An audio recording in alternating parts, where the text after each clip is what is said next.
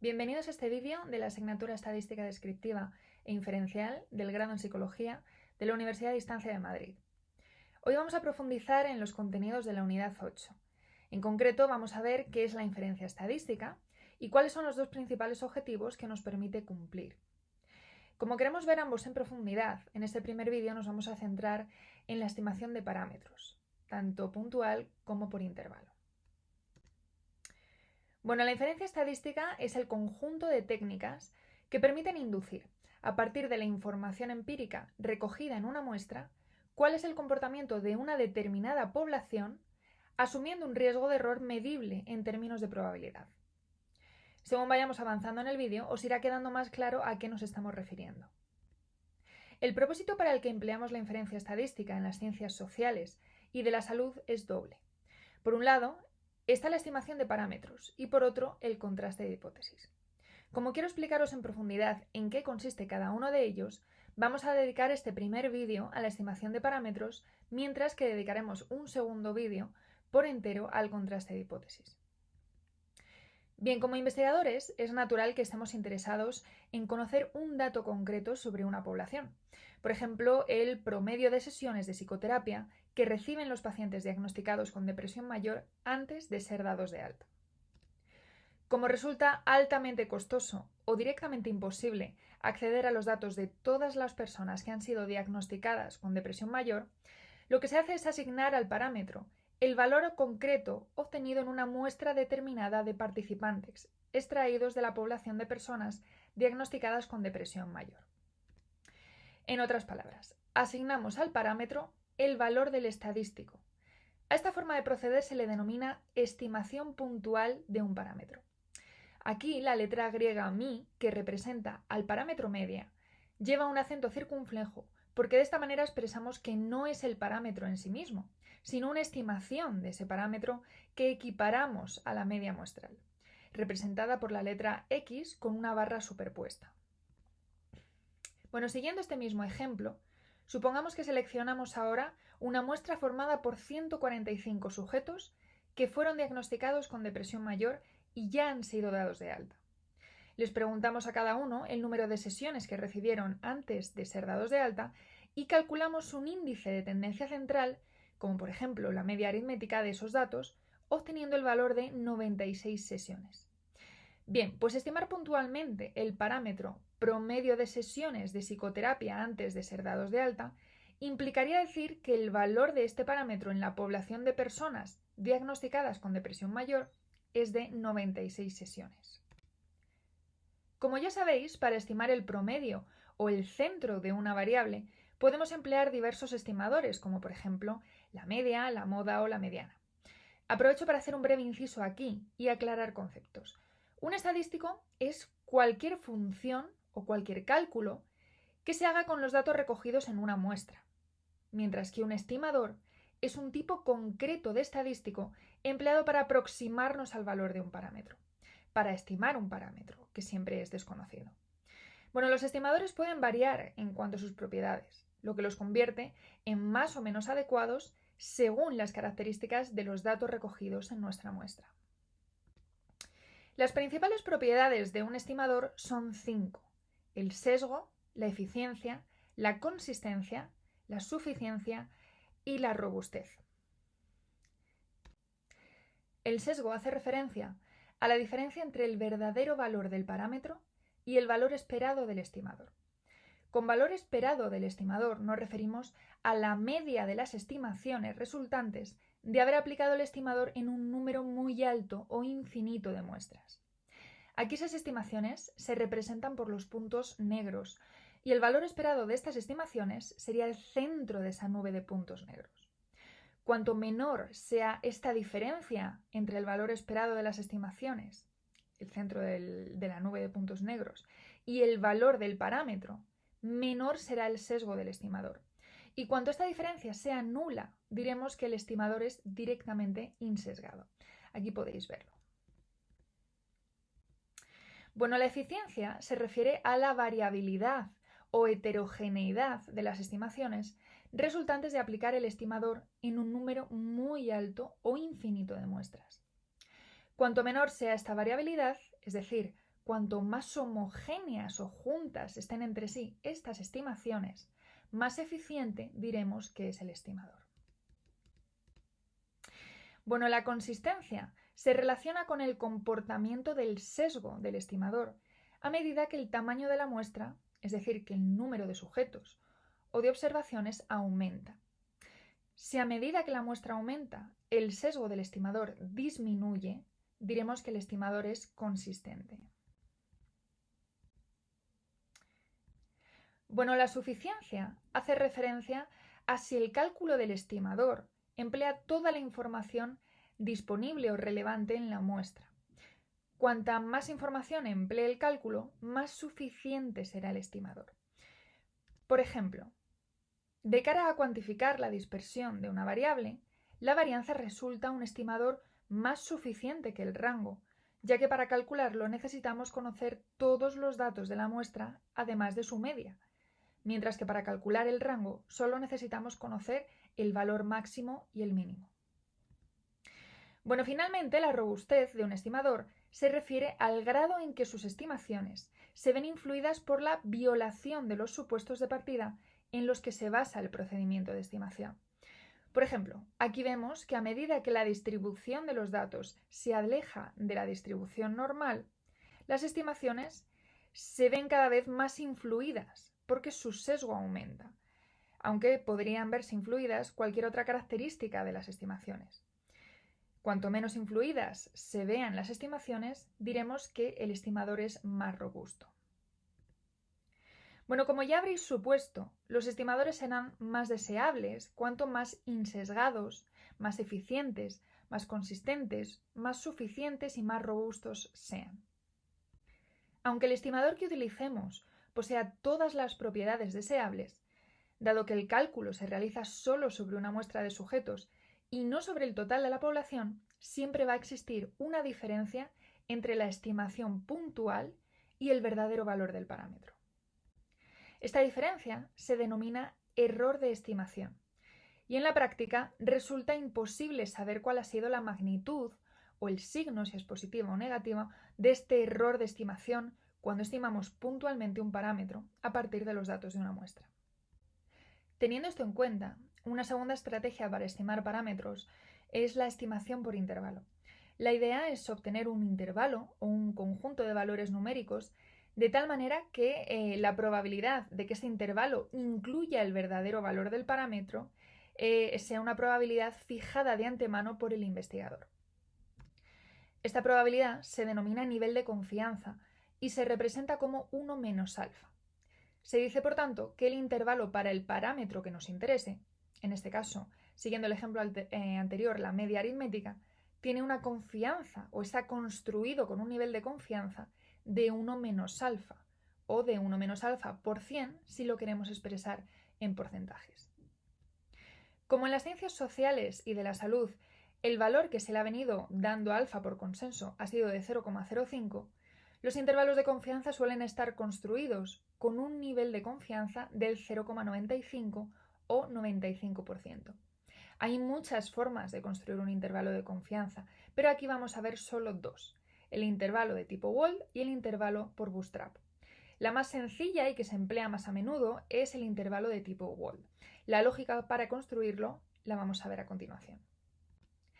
En primer lugar, tenemos una muestra de sujetos, ¿verdad? Ya sean 2, 15 o 300 personas. Al número de sujetos lo vamos a denotar siempre por n minúscula. De cada uno de nuestros n sujetos obtenemos una realización, o dicho de una manera más clara, un valor para la variable de interés. Con estos datos calculamos el estadístico escogido, la media aritmética en este caso, ¿no? La estimación resultante de calcular la media aritmética va a ser el valor en torno al cual construiremos el intervalo de confianza para el parámetro media. En segundo lugar, deberemos hallar los límites, tanto inferior como superior, de este intervalo de confianza. Pero para ello tenemos que conocer primero la distribución muestral de nuestro estadístico. Vamos a introducir rápidamente qué es una distribución muestral. Veréis, aunque las poblaciones de estudio no están formadas por un número infinito de sujetos, en la práctica asumimos que sí son infinitas, porque suelen ser poblaciones increíblemente grandes y además porque asumir esto facilita mucho los cálculos. Pongamos entonces que nuestra población es directamente infinita. Entonces también podemos extraer infinitas posibles muestras de n sujetos distintos que sean aleatorias y con reposición. Imaginemos ahora que podemos calcular el valor de la media en cada una de esas infinitas muestras. De esta manera veríamos que no todos los valores para la media se repiten el mismo número de veces, sino que habría valores que son más frecuentes que otros. Al ordenar estos valores y asignarle a cada uno de ellos el número de veces que se repiten esas infinitas muestras, es decir, su frecuencia absoluta o relativa, obtendríamos una distribución de probabilidad para los posibles valores que podría tomar la media aritmética. Fijaos en que en el eje X, el eje de abscisas, se representan todos los posibles valores para la media obtenidos en esas infinitas muestras siempre del mismo tamaño, del tamaño n sujetos, que podrían ir desde el valor menos infinito hasta más infinitos.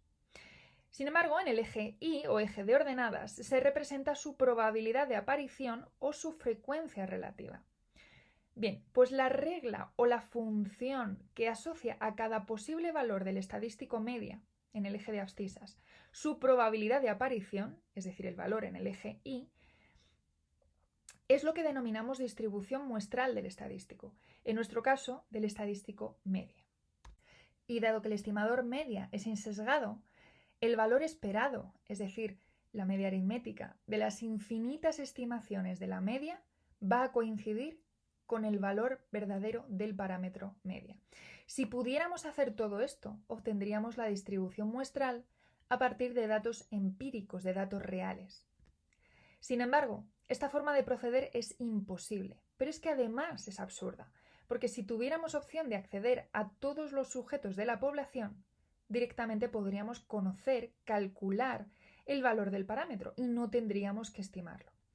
Por eso, esta forma de proceder para crear la distribución muestral es únicamente teórica. La hemos explicado para que entendáis qué es la distribución muestral.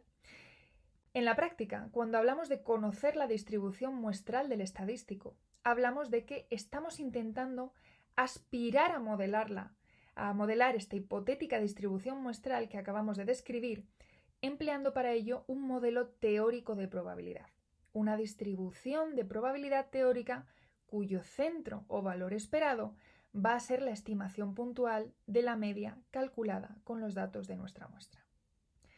Dependiendo de ciertos factores, como el tamaño de la muestra, nuestro conocimiento sobre la población de estudio, etcétera, etcétera, etcétera, el modelo teórico que vayamos a emplear para representar esta distribución muestral del estimador será uno u otro. Uno de los modelos teóricos más ampliamente utilizados es la función o distribución normal, que ya la conocemos y que podéis además apreciar en este gráfico. Pero existen otros muchos, como la distribución t-de-Student, la g², la f de Snedeker, entre otras. La función normal, que es la que veis aquí, se caracteriza por tener esta forma de montaña que se conoce comúnmente como curva gaussiana o campana de Gauss, en honor al matemático alemán Carl Friedrich Gauss. Gracias al trabajo previo de importantes matemáticos, sabemos que la distribución muestral de la media, cumpliéndose ciertas circunstancias, ciertos supuestos, se aproxima o se comporta de una manera muy parecida a una función normal. Esto lo explicitamos de la siguiente manera. El estadístico media usamos ese guión curvado para indicar que sigue o se aproxima a una función normal, representada con la letra mayúscula n, que es el modelo teórico que estamos empleando para modelar su distribución muestral. Y entre paréntesis, los parámetros de los que depende esa función teórica. No debemos, esto es muy importante, no debemos confundir los parámetros del modelo teórico con el parámetro que nosotros estamos interesados en conocer en nuestra investigación. Son cosas completamente diferentes, ¿de acuerdo? Bueno, veréis que, a diferencia de los gráficos que saldrían con datos reales, que no son curvas perfectas, sino histogramas más o menos asimétricos, más o menos densos o escalonados, los modelos teóricos de probabilidad siempre van a ser curvas perfectas, porque son el resultado de una función, de un cálculo. En el caso de la distribución normal, plasmar gráficamente su función de densidad da como resultado la curva perfecta que veis aquí. Bien, pues fijémonos ahora en la función de densidad de la distribución normal para entender la lógica que se sigue para conseguir esta curva.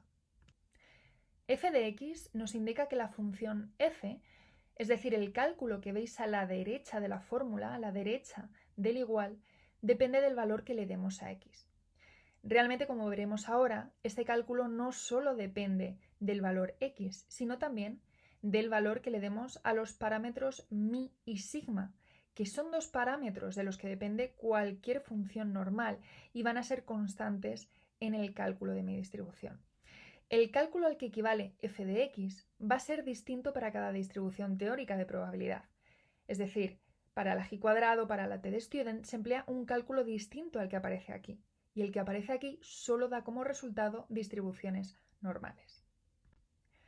Cuando empleamos la función normal para modelar la distribución muestral del estadístico media, asumimos que el resultado de este cálculo o función equivale a la probabilidad que puede tomar cada posible valor del estadístico media. Esta probabilidad se refleja en el eje de ordenadas o eje y puede ser cualquier valor que vaya desde 0 hasta 1 por ser una probabilidad. Veamos ahora a qué hacen referencia los tres valores desconocidos que hay a la derecha de la función de densidad. La variable x sencillamente representa uno de todos los posibles valores que podría tomar el estadístico media en esas hipotéticas infinitas muestras de n sujetos. Los valores del estadístico se representan en el eje x o eje de abscisas y podrían tomar cualquier valor que vaya desde menos hasta más infinito. El segundo elemento desconocido es la letra griega mi. Mi no es una variable, sino una constante dentro de este cálculo y representa el valor esperado o la media de la distribución muestral de las medias, por lo que nos informa del valor de la distribución muestral en torno al cual se acumula más probabilidad. Dicho de otro modo más fácil, mi representa el valor esperado o la media aritmética de la distribución de medias. El tercer y último valor desconocido es la letra griega sigma. De nuevo, sigma no es una variable sino una constante en este cálculo y representa la desviación típica de la distribución de medias. Y aquí, dato importante. La desviación típica de una distribución muestral no se denomina desviación típica, sino error típico. ¿De acuerdo? Solamente un cambio de nombre, pero el concepto es exactamente el mismo. Dicho de otro modo, sigma nos informa de lo dispersos o heterogéneos que están los valores del estadístico, media, con respecto a su centro, es decir, con respecto a mi.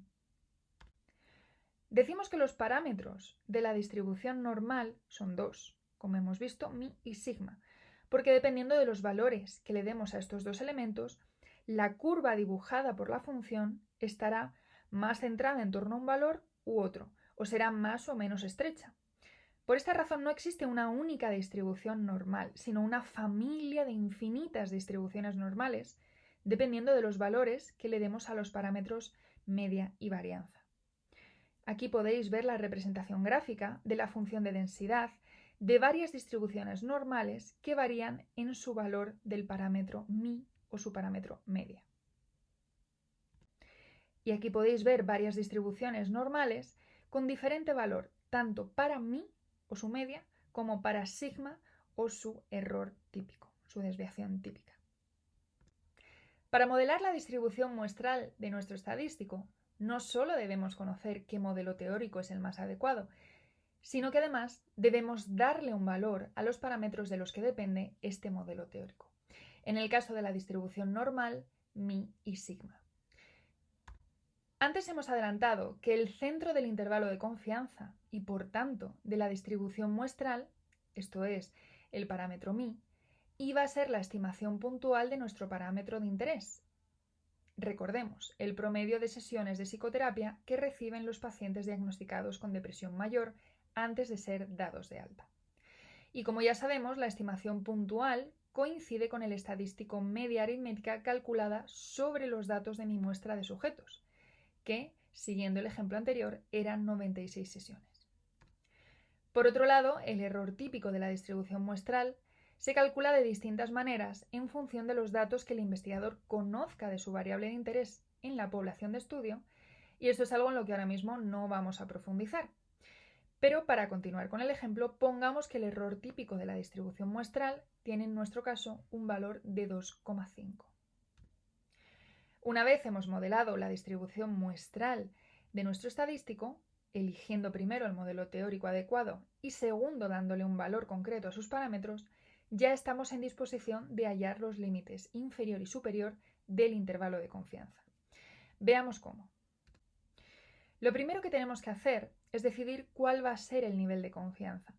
El nivel de confianza es una probabilidad que yo como investigadora debo fijar de antemano y debe ser el valor complementario a la probabilidad máxima de error que yo estoy dispuesta a asumir y que recibe el nombre de nivel de significación y se representa como alfa, la letra griega alfa.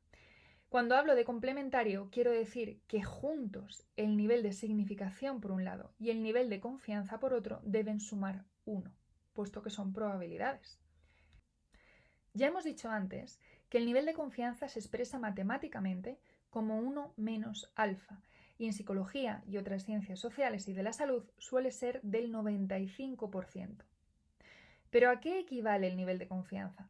Cuando estamos creando un intervalo de confianza, en este caso, para estimar un parámetro, el nivel de confianza equivale a la probabilidad de que el intervalo contenga el verdadero valor del parámetro.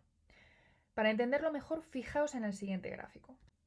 Si empleáramos 100 muestras diferentes, cada una formada por 145 sujetos, y con sus respectivos datos construyéramos 100 intervalos de confianza para la media, el nivel de confianza indicaría cuántos de esos 100 intervalos contienen el verdadero valor del parámetro.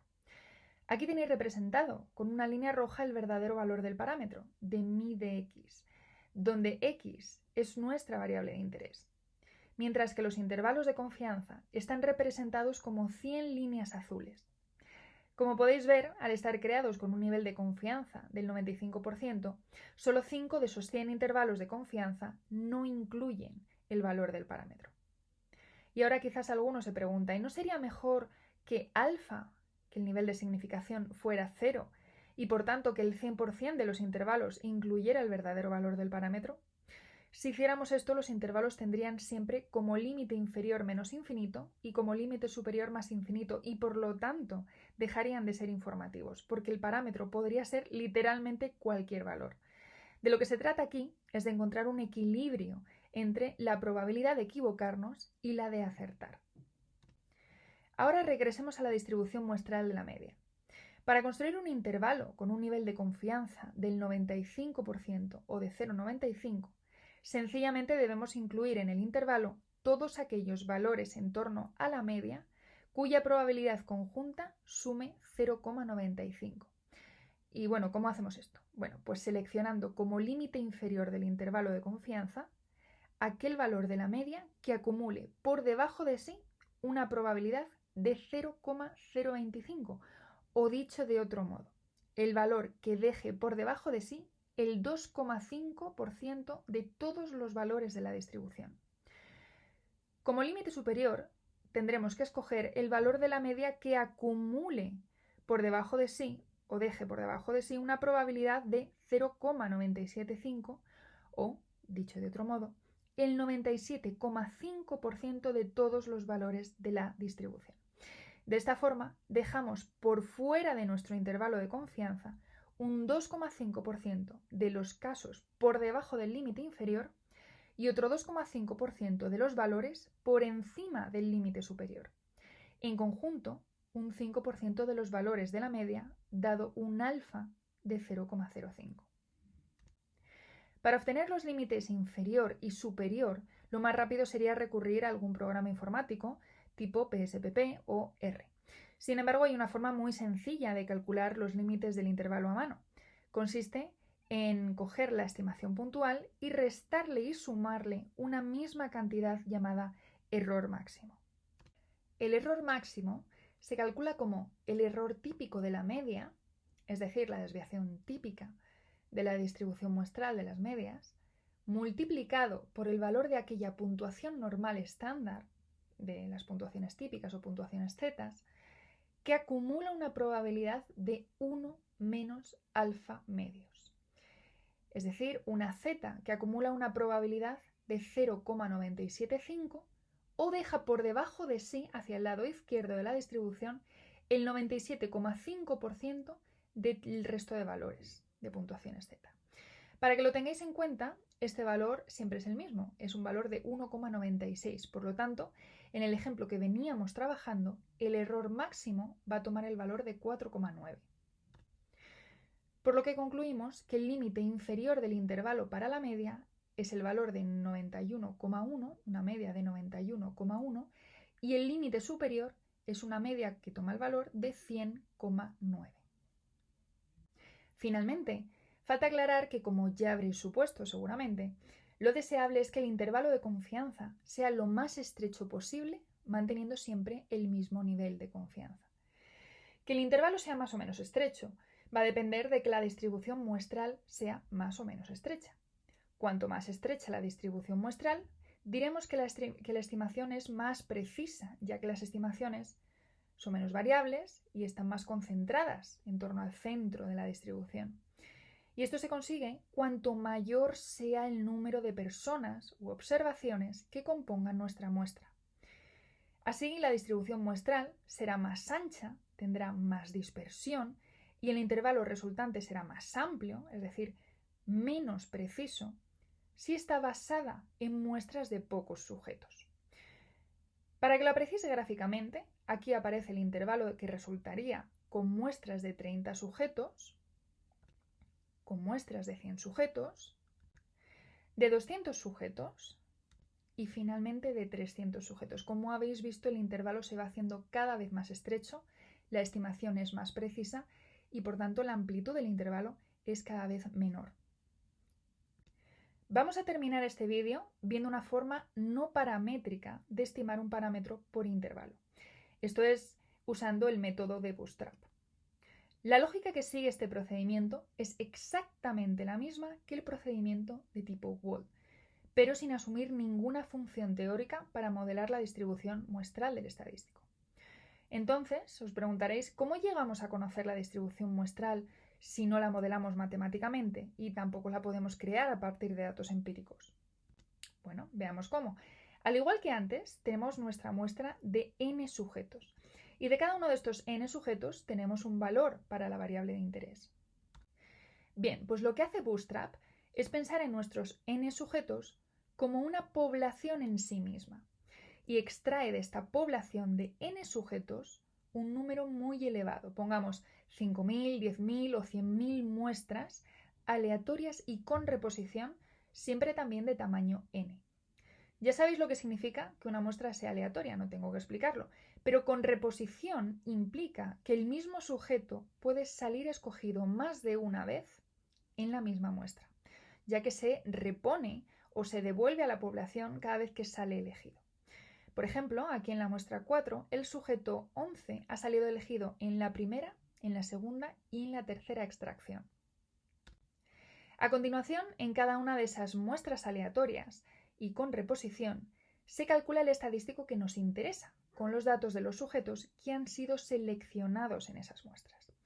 De esta manera, al igual que ocurría antes, podremos asociar cada posible valor del estadístico, de la media, con el número de muestras generadas por Bootstrap en que aparece ese valor, es decir, con su frecuencia.